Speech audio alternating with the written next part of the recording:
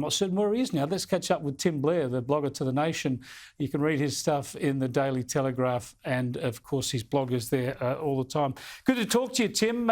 We haven't got a lot of time. We might be crossing to the Prime Minister sometime soon, but I've got to get your thoughts on what's unfolded in Texas, that terrible school shooting. But the more we find out about it, and the delays of police taking action, it's unthinkable as it was, but it seems pretty clear the police should have gone in earlier.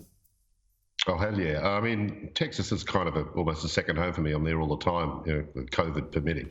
But this is how things have changed so much. In 1966, we had one of the first mass shootings in Texas of the modern era, the Texas Tower shootings at the university in Austin.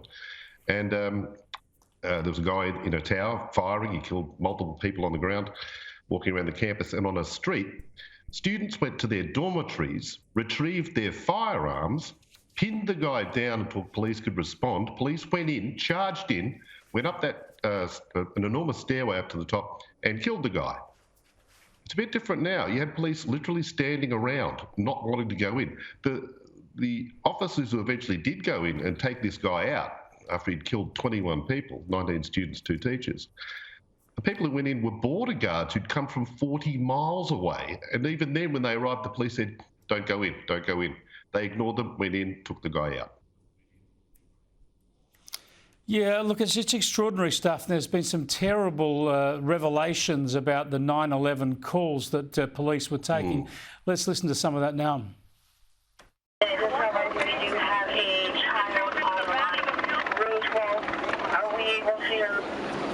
Is there anybody inside of the building at this time? Tyler is advising he is in the room full of victims at this moment. Texas law enforcement detailing those chilling calls from the children. She identified herself and whispered she's in room 112. At 12:10, she called back in room 12, advised her multiple dead. Oh, Tim, it's just sickening to hear this. Now, nothing, of course, diminishes the evil of the perpetrator here and the madness of this being able to happen. But when children are on the phone and teachers and they're hiding and shooting is still going on, I just can't understand why armed police weren't in there to resolve the situation. I think some of the police have actually made this admission already.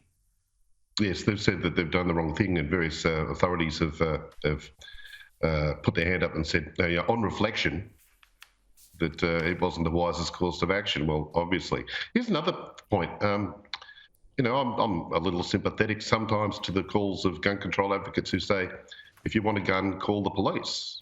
Well, what's the use? If the police who are armed aren't going to employ deadly force in a case like this as soon as they can, well, you'd understand why a lot of Americans feel that they need to carry their own personal weapons. If the police are going to be pointless, you've got to have a gun.